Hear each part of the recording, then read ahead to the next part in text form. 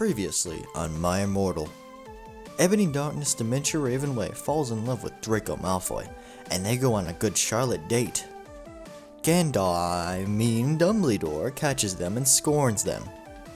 Ebony and Draco have bonded, but maybe someone else will bond with them too. Continue watching as love triangles, drama, battles, and even some bad writing combine to create the worst fanfictions yet. Well, alright guys, if you're watching this, then I finally got around to editing and uploading the first part. We're into part 2, we're reading chapter 6 until whatever chapter we decide to stop out.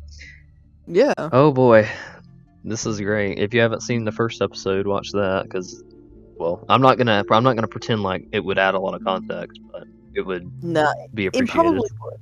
It would add like a little bit of context, mostly about It Draco and Ebony screwing in the forward. And all the meta commentary with the author's notes. Oh yeah, all that stuff. You're gonna want to check that out. But here we go, chapter 6. Let's do it. Get ready for the best character description in literature, actually. Chapter 6. Author's note. Should you do it up, preps, okay? P.S. I will not update until you give me good reviews. The next day, I woke up in my coffin. I put on a black miniskirt that was all ripped around the ends, and a matching top with red skulls all over it, and high-heeled boots that were black. I put on 2 pairs of skull earrings and 2 crosses in my ears. I spray-painted my hair with purple. In the Great Hall, I ate some Count Chocula cereal with blood instead of milk, and a glass of red blood. Suddenly, someone bumped into me. All the blood spilled over my top. Bastard! I shouted angrily. I regretted saying it when I looked up because I was looking into the pale white face of a gothic boy with spiky black hair and with red streaks in it. He was wearing so much eyeliner that I was going down his face, and he was wearing black lipstick. He didn't have glasses anymore, and he was now wearing red contact lenses, just like Draco's, and there was no scar on his forehead anymore. He had a manly stubble on his chin. He had a sexy English accent. He looked exactly like Joel Madden. He was so sexy that my body went all hot when I saw him, kind of like an erection, only I'm a girl so I didn't get one, you sicko. I'm so sorry, I said in a shy voice. That's alright. What's your name? I questioned.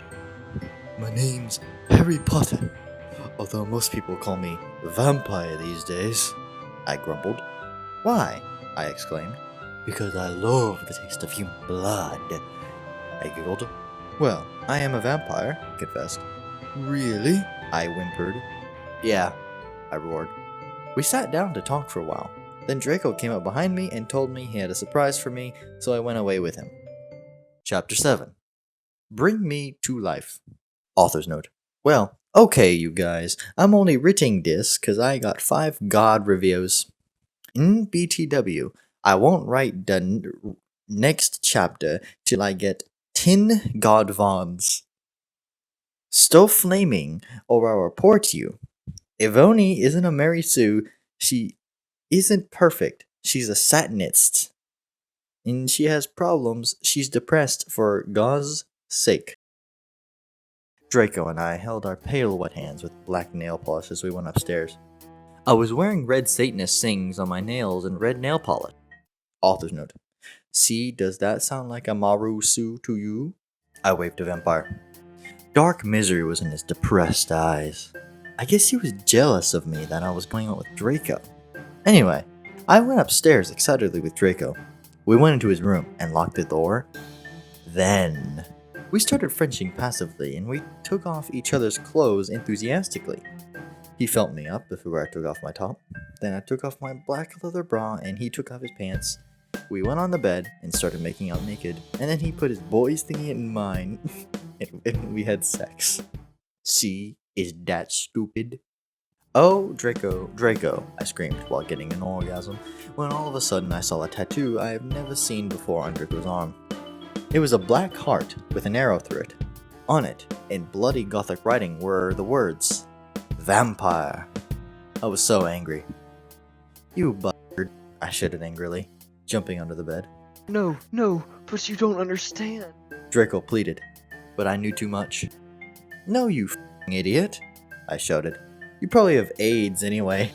I put on my clothes all huffy and then stomped out. Draco ran out, even though he was naked. He had a really big you-know-what, but I was too mad to care. I stomped out, and did so until I was in Vampire's classroom, where he was having a lesson with Professor Snape and some other people. "Vampire Potter? You mother fricker," I yelled. Chapter 8. Author's note. Stop flazzing, okay? If you do, then you're a prep. Everyone in the class stared at me, and then Draco came into the room, even though he was naked, and started begging me to take him back. Buddy, it's not what you think. I screamed sadly. My friend Bloody Mary Smith smiled at me understatedly. She flipped her long, waist-length gothic black hair, and opened her crimson eyes like blood that she was wearing contact lenses on. She had pale white skin that she was wearing white makeup on. Hermione was kidnapped when she was born. Her real parents are vampires, and one of them is a witch, but Voldemort killed her mother, and her father committed suicide because he was depressed about it. He still has nightmares about it, and she is very haunted and depressed. It also turns out her last name is Smith, and not Granger. Since she is converted to Satanism, she is in Slytherin now, and not Gryffindor. What is it that you desire, you ridiculous dimwit? Snape demeaned angrily in his cold voice, but I ignored him. "Vampire, I can't believe you cheated on me with Draco!" I shouted at him. Everyone gasped. I don't know why Ebony was so mad at me. I had went out with Vampire, I'm bi, and so is Ebony, Yeah. for a while, but then he broke my heart. Help me, because he liked Brittany, a stupid preppy we were just good friends now. He had gone through horrible problems, and now he was gothic. Haha, like I would hang out with Prep. "But I'm not going out with Draco anymore," said Vampire. "Yeah, f***ing right. Cough, you bastard," I screamed. I ran out of the room and into the Forbidden Forest, where I lost my virility to Draco, and then I started to bust into tears.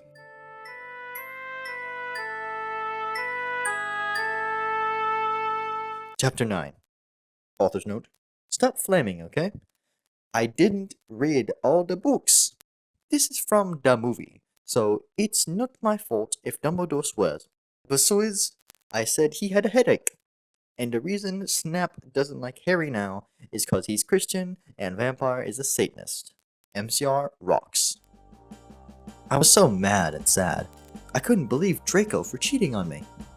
I began to cry against the tree where I did it with Draco.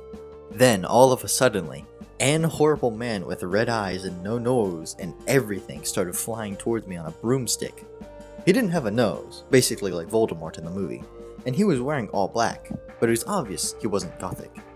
It was Voldemort. "No!" I shouted in a scared voice, but then Voldemort shouted, "Imperious!" and I couldn't run away. "Crookshanks!" I shouted at him. Voldemort fell off his broom and started to scream. I felt bad for him, even though I'm a sadist, so I stopped. "Ebony," I yelled. "Thou must kill Vampire Potter!"